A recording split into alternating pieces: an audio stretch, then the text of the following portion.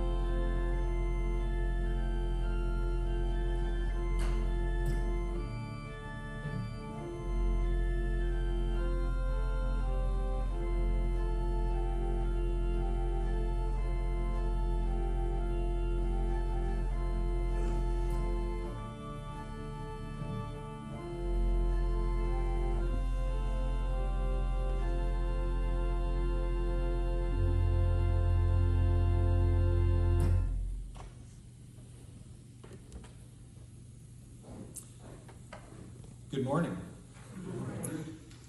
It has been said that he who is able to laugh at himself will never fail to be entertained. Suffice to say, I am entertained by myself quite a bit, as evidenced right before the prelude. Anyway, I don't know whether to wish this congregation a happy birthday or a happy anniversary, because I was thinking about this. This is our 170th today, this week, and I'm thinking, it's a birthday in the sense that 170 years ago, St. Paul's Universalist Church came into being, but it was also, it came into being because of a union of people. So in that way, it's like an anniversary. So birthday, anniversary, take your pick.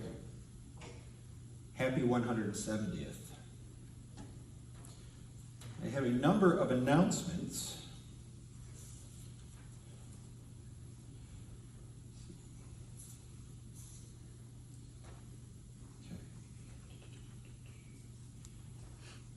This is from Pat. I would like all reports for the annual meeting by Sunday, May 19th. Thanks. Sunday, May 19th? 16th. 16th? Sunday is the 16th. Oh, Did I get the wrong day? that's all right. Next Sunday, I want the report. By next Sunday, Pat wants the reports. No worries.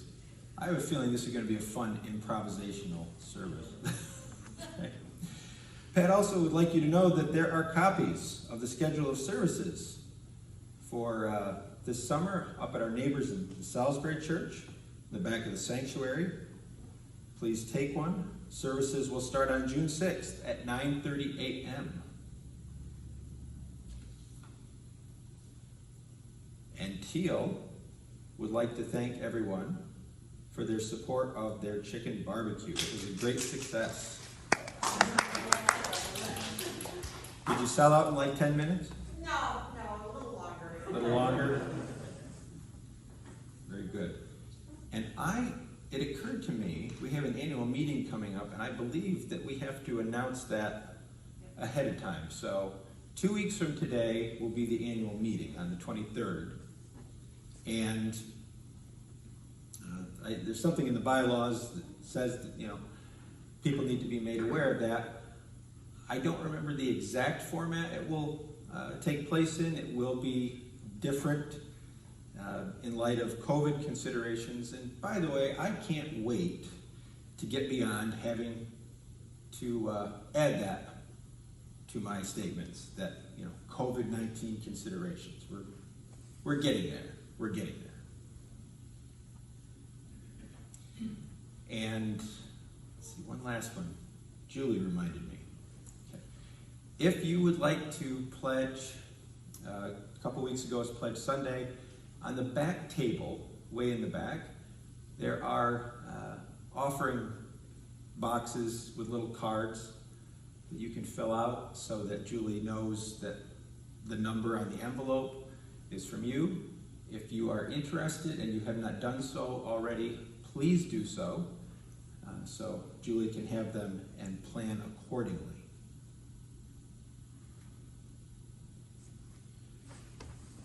And I have to ask, so is this special music or is this the introit?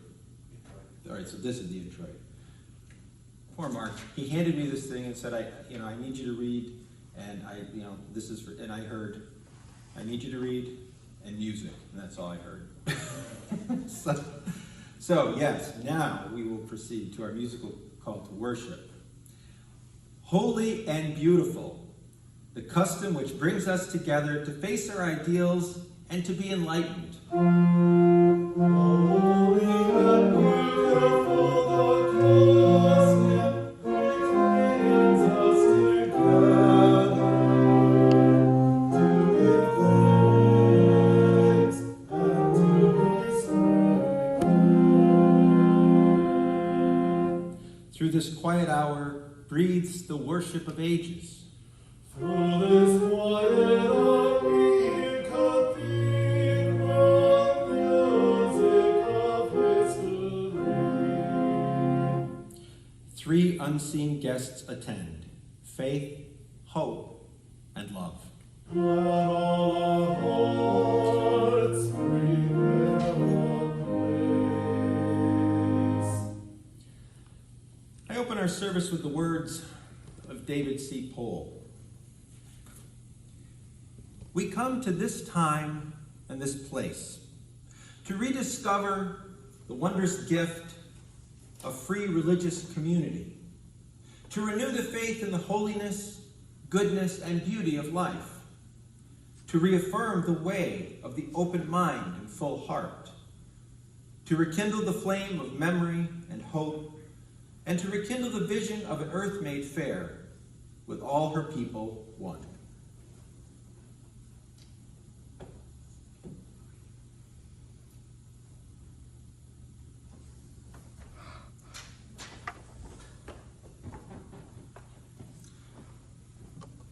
As is our custom, we will open with the lighting of our chalice.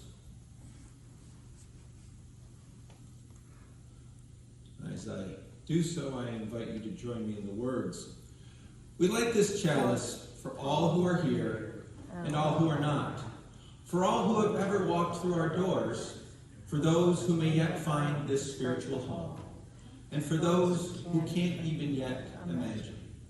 For each of us and for us all, may this flame burn warm and bright. And our opening hymn is Life is the Greatest Gift of All.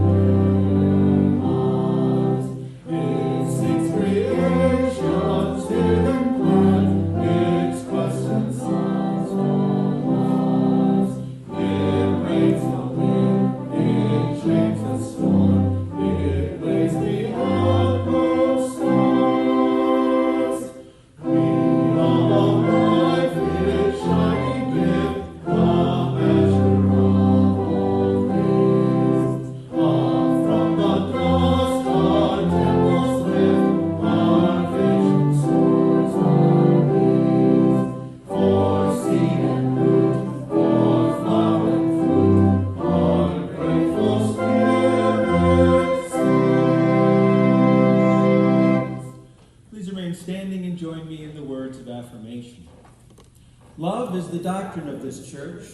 The quest of truth is its sacrament, and service is its prayer. To dwell together in peace, to seek knowledge in freedom, to serve humanity in fellowship, to the end that all souls shall grow in harmony with the divine. Thus do we covenant with one another and with our God.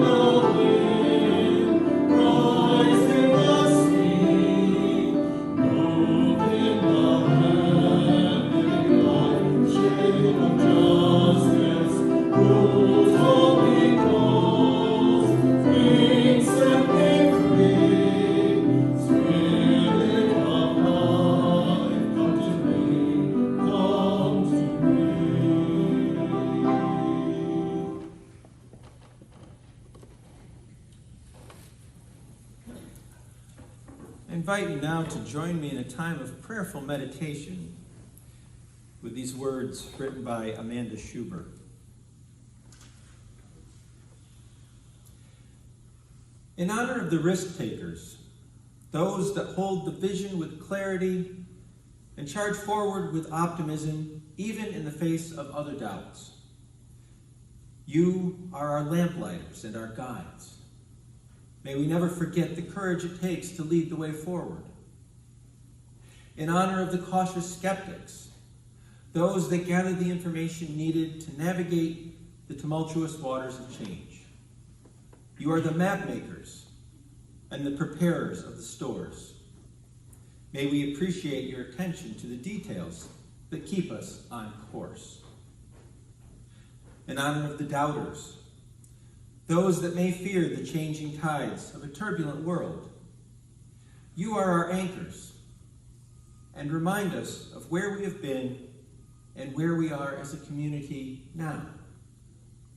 May we relish your commitment to our history and your passion for who we have become.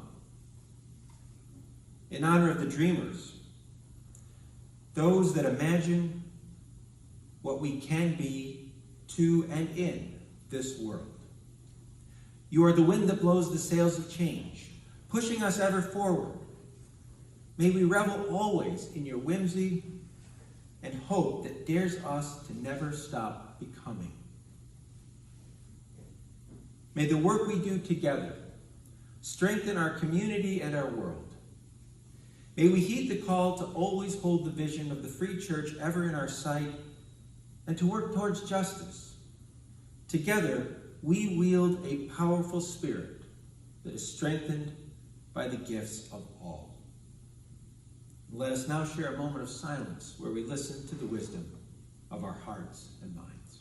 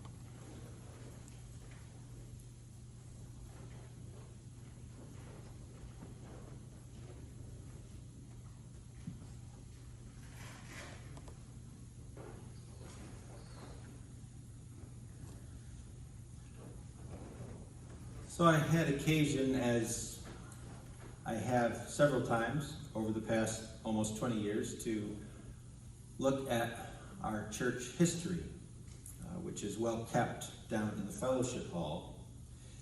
And it occurred to me that depending on how you look at it, how you interpret it, how you count it, I am either the 42nd, 43rd, or 44th minister in this church's 170-year history.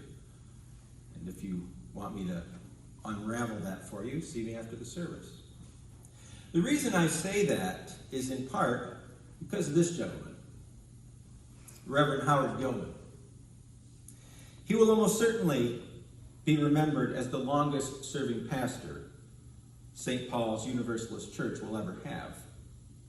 According to the church records, he was the 28th and 34th minister, a combined tenure of 22 years. Many of you, no doubt, remember Reverend Gilman. Yes, I'm seeing heads up. Didn't he marry you, Pat Marty? Did he do you right? No, he did not. Right. It was right.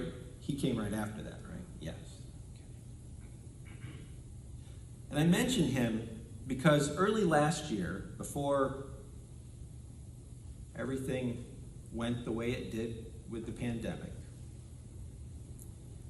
I had the good fortune to come into possession of a collection of his sermons typed, I think, by his own hand on his own typewriter, judging by some of the edits that are written. A member of the Utica congregation, I think, had come to me at one of their cluster services, or maybe at the Barneveld cluster service in 2019, and said that his mother had found them in an attic or basement or something. They recognized who they were from, and of course, knowing Reverend Gilman's relationship to this church, he thought that I might appreciate having them, and I most certainly did. 170 years is a long time, and on occasions such as this, as in our own personal lives, when milestones are reached, we give pause to reflect on the memories of days gone by. And so I've been waiting for an appropriate occasion to utilize some of this wealth of information that I inherited. And so I thought today, in the spirit of the occasion, that I would share one of Reverend Gilman's sermons with you. Now, it doesn't give a date, but based on his references, I would guess that it is from the early 1970s. And I'm going to share it with you word for word. Some of the language would not be considered politically correct by modern standards, but it also, as you listen, contains some interesting parallels to today. So, without further ado, this is The Meaning of Liberal Religion by the Reverend Howard Gilman.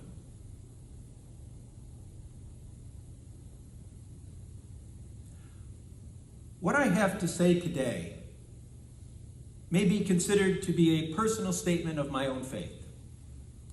I am convinced I have moved far from what was my statement of faith some 25 years ago.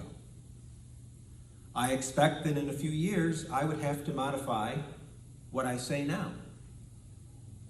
In considering such a subject as this, I wish to state that I'm not trying to think of liberal religion as it has developed in Western culture, and particularly the United States. I believe there have been liberal religious ideas expressed in the teachings of the great religious teachers and leaders of history. It was Buddha who once said, "There are many roads that lead to the mountaintop." Thus, the concept of a liberal faith is not new to our times. Yet I do realize that I am a Westerner, having been subjected to Western ideas and influences. Still, I also hope that I'm not blind to what my fellow men are, even when born and reared in different cultural environments. Wherever I have been in the past several years, it has not been difficult for me to feel the warmth and friendship, whether in East Africa or the Orient. I have found that a simple greeting in the native language, or just a smile, brought a friendly response. In all these simple relationships, and they were altogether too brief, I have come to believe with conviction what I had hoped was true, that goodwill can and must be established among all of us who walk this earth. It is also my hope that I have given witness, as I am trying to do here in Japan, to my faith as a Unitarian Universalist. Hosea Ballou, the theologian of early Universalism in America, once said, "We do not all agree to think alike, but we do all agree to think." He further stressed the importance of brotherly love, whether in agreement or disagreement among people, else men could accomplish little together. Therefore, it is in such a basic respect for and goodwill toward one another that we shall be able to arrive at understanding and truth. Liberal religion may be well expressed in the concept of a community of people in which each person may stand up and express himself freely, no matter how different his ideas may be and at the same time be respected for them, even though in so doing, he stands alone. What is important here is that neither the group nor the person shall impose his ideas on the other. It is obvious that such a concept of religious community is not easy of attainment. Two important ideas are stated in what I have said, and they are freedom and discipline. Nor are these easy to attain. To flourish, liberal religion requires freedom. This is true for any society that would call itself free. To arrive at truth requires thought, learning, and practice.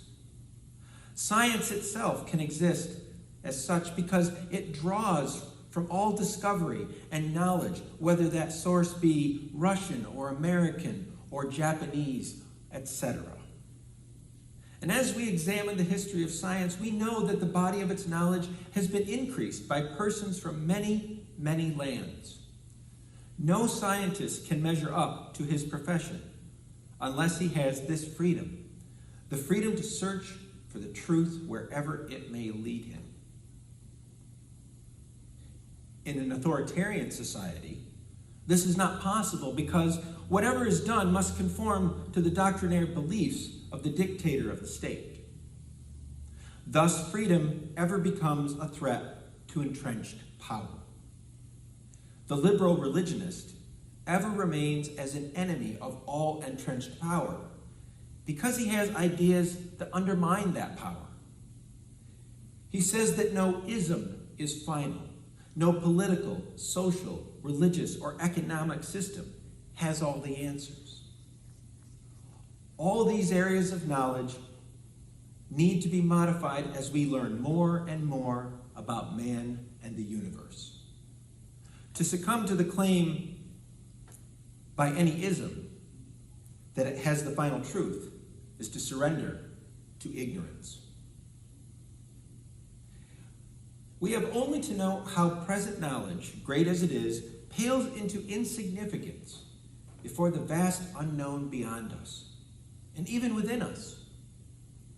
I remember what one of the grand old professors in my college days said in the geology class one day. The greater the body of our knowledge, the greater the circumference of our ignorance. The poet expressed it this way: the larger the island of our knowledge, the longer the shoreline of our wonder. It is what lies beyond the circumference, the shoreline, that challenges and beckons us to go forth to explore and to learn. Only in a free society is this possible. As liberal religionists, we want to continue the search, to find the meaning and to disclose the truth. If the truth is there, we believe we can and shall find it.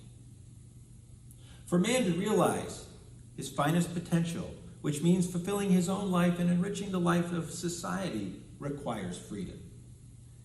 If science and art require freedom in order to realize their usefulness, then likewise do all the other areas of human concern, those institutions that compose what we call society. And once a measure of freedom is achieved in any one of these areas, then it is that man demands freedom in the others. Already we have seen the problem in many of the countries of Eastern Europe in the last few years. None of us can be truly free until we are free to determine our whole destiny. Our chief business in life is not to arrive, but to travel. And it is the journey with its constantly resulting and increasing rapid changes which must keep us ever alert to any threats to our free way of life. Freedom, then, is the ideal for which we strive. Perhaps we can add that democracy is the method by which freedom may be best achieved, but this requires discipline.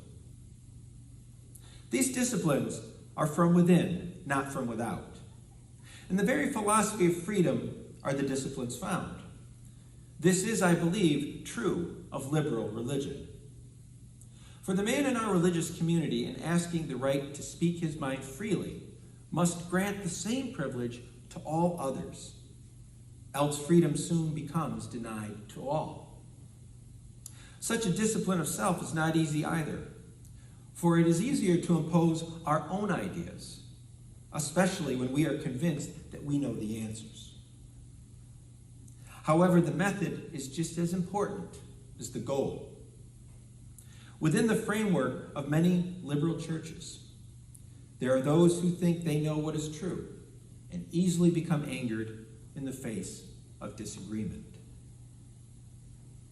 There can be no question that the liberal religionist faces a dilemma. If he is true to his faith, then he knows that no one has a monopoly on truth. Hence, he has often been called a fellow traveler with communists or left-wing groups. While I can respect Marx for contributing to our awareness of the evils of the capitalistic system, this does not mean that I therefore uphold the solution he offered to cure its ills.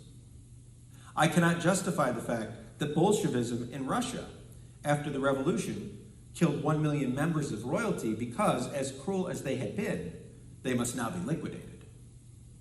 Human life is precious, and little good is accomplished by committing the same wrongs for which one condemns his opponents. For the same reason, I find myself supporting the causes of our young people, the Negro, the Chicanos, etc., while disagreeing with the methods of violence they sometimes use to achieve them.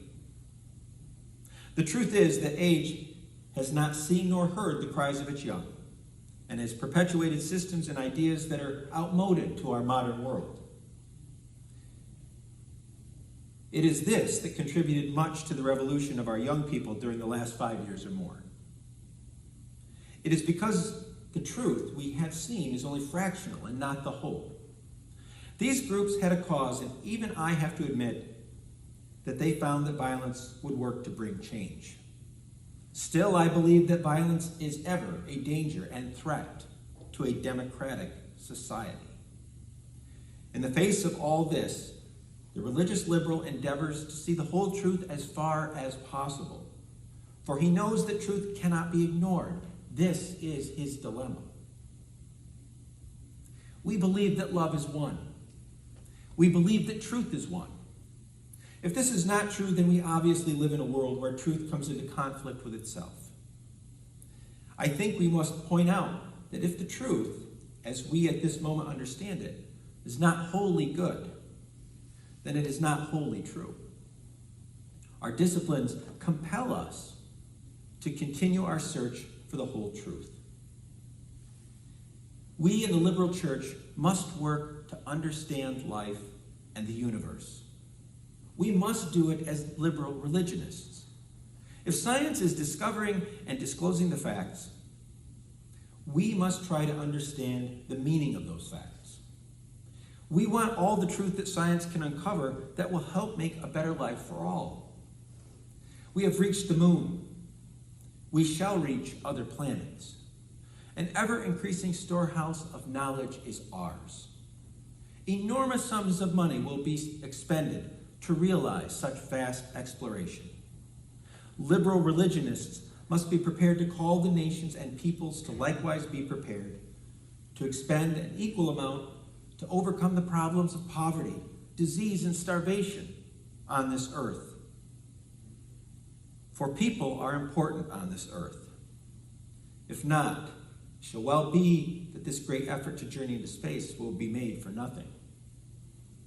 I think we liberals must see also that whatever we have cherished sooner or later outlives its usefulness. Our values change. New values must be substituted, as difficult as this is in the face of such rapid change as we now witness. Too many have a nostalgia for the past when life seemed easier and less complicated. Such minds do not wait to each new day that needs to be lived fully, completely, and adventurously in the face of the unknown that lies before us. There is no room for the small and parochial minds in our present universal awareness. But let us understand that the open mind does not mean an empty mind. The liberal religious person is ever reaching out into the dim unknown, seeking, searching, questing for the larger meaning and significance of life and the universe. To do this, he must be free and help others to comprehend such freedom. In this hope, he believes that men may, in the fullest measure, realize their potential, and in this fulfillment, make life richer for all. This, the underlying unity among all peoples. This is the universal hope that springs anew in human hearts. This desire to be free, yes, the need to be free, gives to all of us our common humanity and provides a common destiny. This is our dream, glorious not in its realization, but rather that each and all may play his part as we move toward the goal. Perhaps this finally is the meaning. Reverend Gilman's sermon is in some ways a product of its time. We've gotten away from using male pronouns exclusively when referring to everyone. We say Latinos and African Americans as opposed to Chicanos and Negroes. But 50 years on or so, there are still cries for social justice from ethnic minorities and young people, and yes, some resort to violence as a response.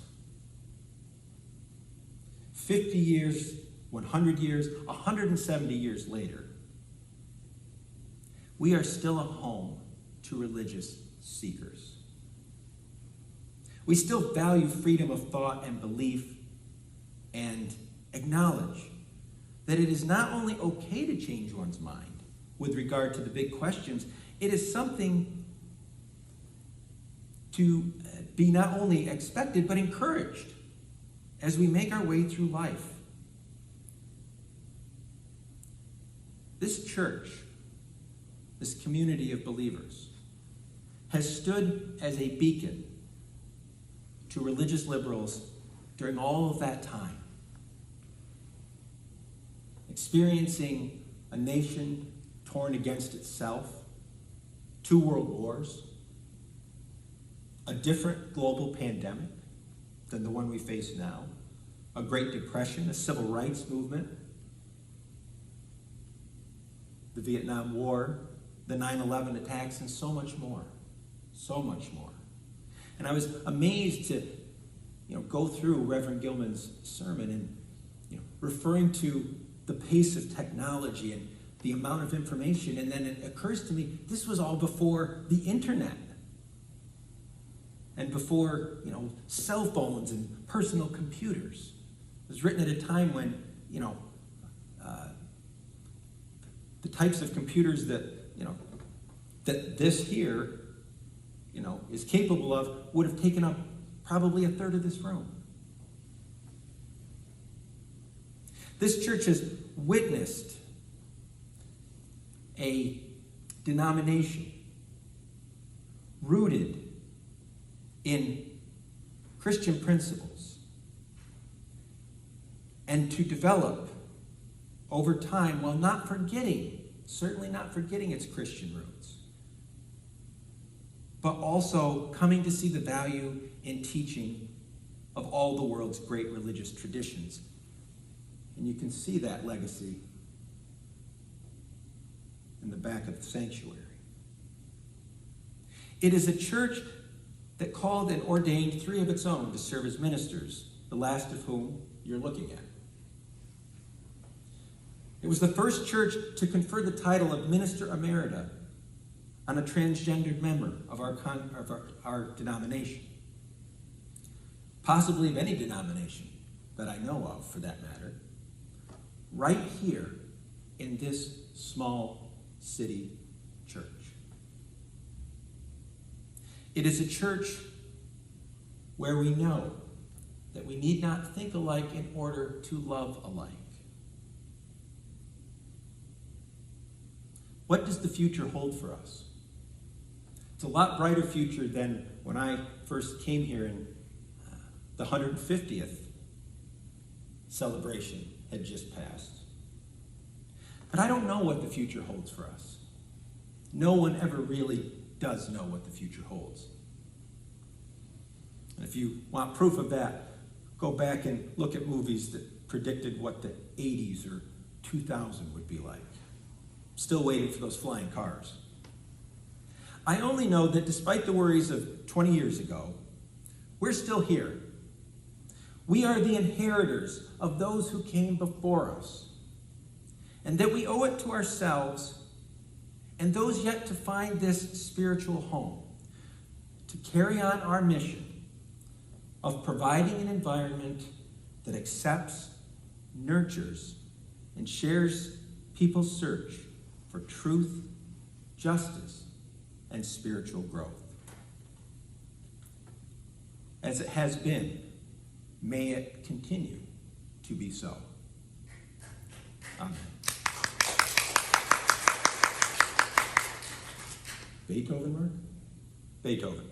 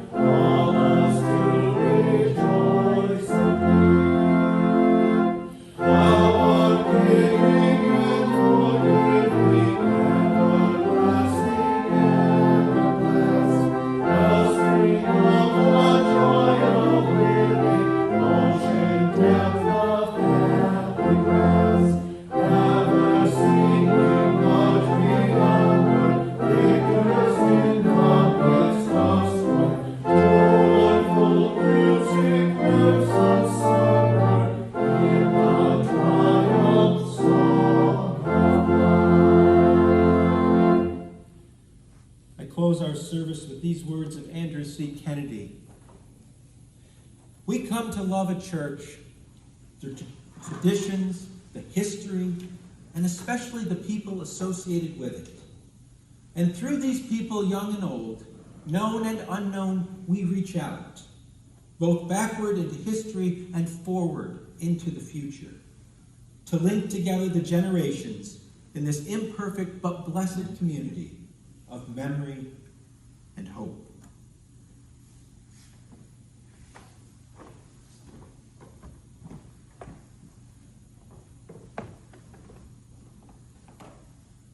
Please join me in the words as we extinguish the chalice. The flame is extinguished, but not our hopes for the future, our courage in the face of crisis, or the love we share for all the world. Please join us in our benediction.